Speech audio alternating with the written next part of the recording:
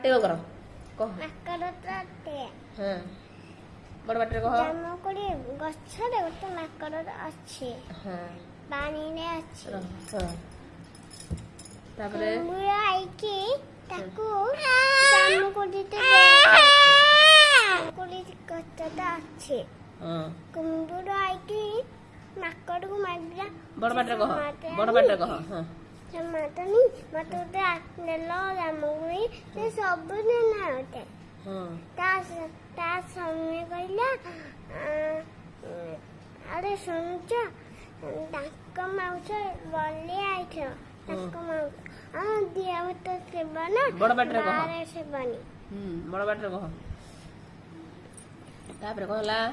ମାଙ୍କଡ଼ କଣ କହିଲା? ମାଙ୍କଡ କହିଲା ମୁଁ କୋଳିରେ ଡକିଦେଇ ଗଛ କୋଳରେ।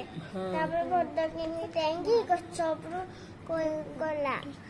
ତାପରେ ସେ କହିଲା ଓହୋ କୁମ୍ଭୀର କଣ କହିଲା? କୁମ୍ଭୀର କୁଆଡେ ନେଇକି ଯାଉଥିଲା?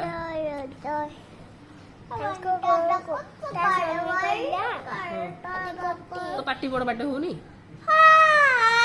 ବଡ଼ ପାଟିରେ କହ, ବଡ଼ ପାଟିରେ କହ। ତା ସ୍ୱାମୀ କହିଲା ଯୋଉଟା ମାଉସଟା ରଖିକି ଆଣିବ। ତା ମାଉସ କା ମାଉସ? ମାଙ୍କଡ ମାଉସ ଯୋଉ ଆଣିବ, ତା ମାଉସଟା ବଳିଆ ହେଇଥିବ ମିଠା। ସେ କହିଲା ସିଏ ତ ଆଉନି। ସେ କହିଲା କିଏ କହିଲା? ସିଏ ମାନେ କିଏ? ମାଙ୍କଡ। ତାପରେ ମୁଁ କହିଲି ବଡ ବାପା କହିଲା ବଡ ବାପା। ତାପରେ କଣ ହେଲା?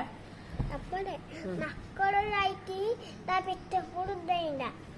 ସେ କହିଲା ମତେ ତ ପଣା ଆଉନି। କଣ ଆଉନି? ପଣା। ତାପରେ ମାଙ୍କଡ କୁମ୍ଭୀର ଉପରୁ ଗଲା ତା ପିଠି। ସେ କହିଲେ କୁମ୍ଭୀର କହିଲେ ମୋ ପିଠି ଉପରୁ ଡେଇଁଗଲ। କୁମ୍ଭୀର କହିଲେ? ତାପରେ ସେ କହିଲା କୁମ୍ଭୀର କୁଆଡେ ସେ କହିଲା ତ ମାଉସ ଖାଇବୁ ଆମେ। ତୁ ଏପଟେ କହ। ଶୋଇଲା ମୋର। ତାପରେ ଲାଷ୍ଟକୁ କଣ ହେଲା କହ? ତାକୁ ସାଙ୍ଗ ହଟିନି। କିଏ କହିଲା କାହାକୁ? ମାଙ୍କଡ ଆଉ କୁମ୍ଭୀର କଟିଛି ଚାଣ୍ଡା। ଆଜି ନୁହଁ କଣ ପାଇଁ ସାଙ୍ଗ ହେଲେନି?